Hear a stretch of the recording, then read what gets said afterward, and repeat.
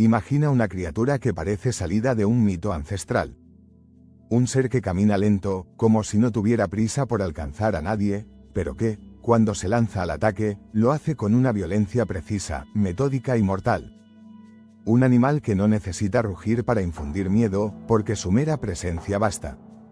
Uno que ha visto pasar glaciaciones, civilizaciones y cataclismos, pero que sigue allí, en su isla, como si el tiempo le rindiera homenaje. Hablamos del dragón de Komodo. Una bestia tan real como los volcanes de Indonesia, tan antigua como los sueños del ser humano. Un depredador que parece una reliquia viviente, una sombra del pasado que aún camina entre nosotros. Y lo hace sin cadenas, sin jaulas, sin necesidad de esconderse. Cuando uno lo ve por primera vez, lo primero que se siente no es miedo. Es asombro. Porque el dragón de Komodo no es solo un lagarto gigantesco. Es un enigma. Una presencia que impone respeto sin necesidad de moverse. Que observa como si supiera que este mundo ya era suyo mucho antes de que nosotros pisáramos el suelo. Pero, ¿qué lo hace tan especial? ¿Por qué sobrevive cuando tantos otros colosos de la naturaleza han desaparecido?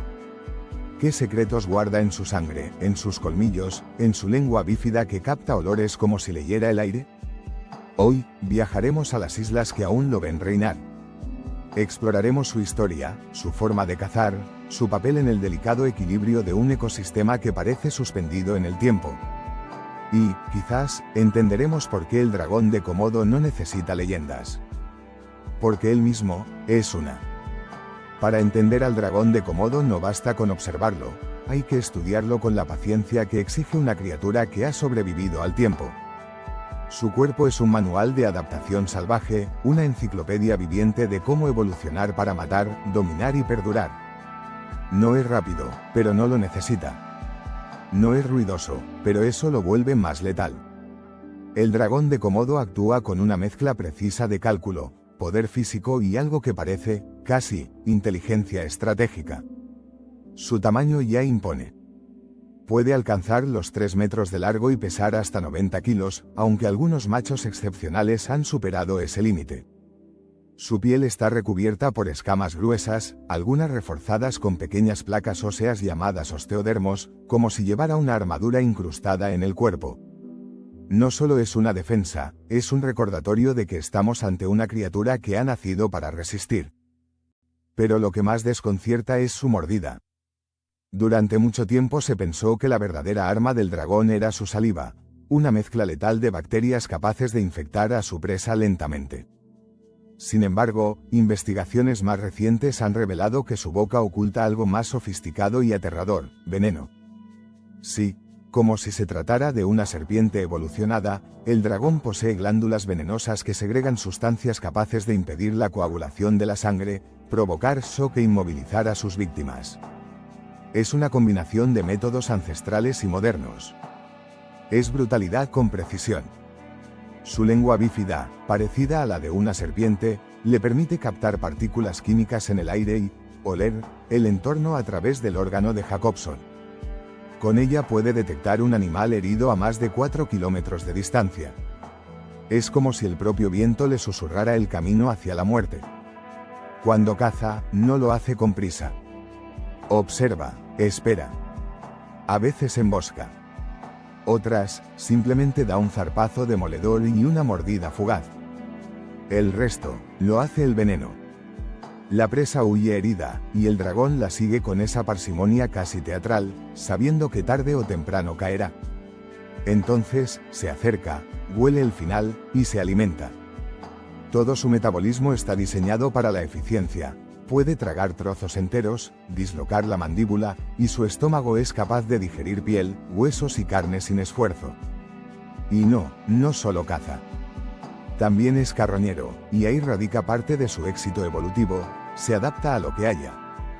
Si no hay caza, hay cadáver. Si no hay cadáver, hay paciencia.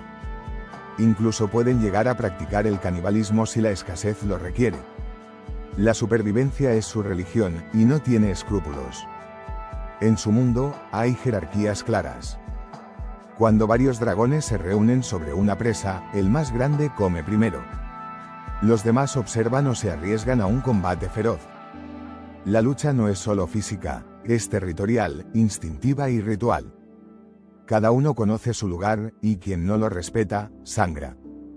Y hay algo más, el dragón de Komodo puede reproducirse sin necesidad de macho. Sí, la hembra, en ausencia de pareja, puede activar un mecanismo de partenogénesis y crear descendencia viable por sí sola. No es solo una curiosidad biológica, es una carta maestra de la evolución, asegura la supervivencia incluso en condiciones extremas, cuando no hay más que soledad y tierra seca. Pero más allá de su biología, el dragón de Komodo es símbolo. En Indonesia, se le respeta como a un espíritu ancestral. En muchas culturas, los reptiles gigantes representan fuerzas primitivas, guardianes del caos o de la sabiduría. Y en cierto modo, el dragón de Komodo encarna eso, es una criatura que no ha sido domesticada ni olvidada. Es la prueba de que lo salvaje aún tiene voz y colmillos. A pesar de su fuerza, de su presencia imponente y de su historia grabada en la tierra como una cicatriz antigua, el dragón de Komodo no es invencible.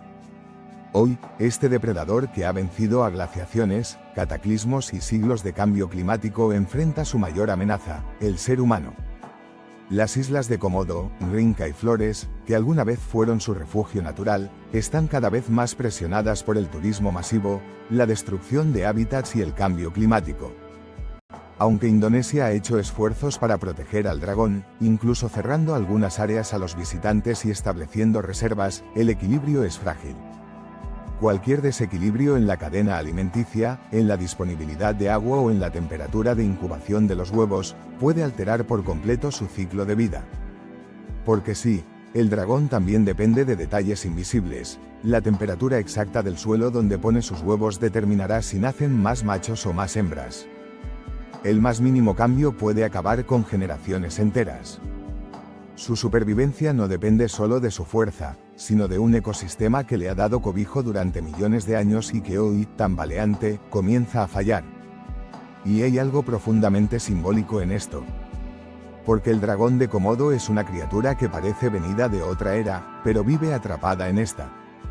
Nos obliga a preguntarnos si, como humanidad, somos capaces de convivir con lo salvaje sin destruirlo. Si podemos admirar sin poseer y proteger sin alterar. ¿Sabemos mirar sin corromper? Este animal, que no es un dragón mitológico, pero lo parece, encarna los restos vivos de un mundo más primitivo, más puro, donde la naturaleza no era un recurso sino un reino. Y en ese reino, el dragón era rey. Hoy, su reinado es más simbólico que real, amenazado por una especie que domina el planeta con la arrogancia de quien cree que lo entiende todo. Quizás el mayor valor del dragón de Komodo no sea su veneno ni su tamaño, sino lo que representa. Es un recordatorio de que la historia de la vida en la Tierra está llena de seres extraordinarios que no se adaptan al presente, sino que nos recuerdan que el pasado aún vive entre nosotros. Que hay monstruos, sí, pero no en el sentido negativo. Hay criaturas tan únicas que desafían nuestras categorías, nuestros miedos y nuestras ideas de belleza. Mirar a un dragón de Komodo es asomarse a un espejo invertido. Nos muestra lo que fuimos, lo que podríamos perder y lo que todavía podríamos aprender. Porque en su mirada opaca, sin juicio, aún habita el mundo tal como era antes de nosotros. Y tal vez eso es lo más sagrado que le queda. ¿Seremos capaces de preservar su mundo sin arruinarlo con el nuestro? ¿O el último rugido del dragón será apenas un susurro, perdido entre turistas y hormigón? La respuesta, como siempre, depende de nosotros. Porque el dragón aún domina su isla, pero la verdadera amenaza no está en la selva. Está en las ciudades.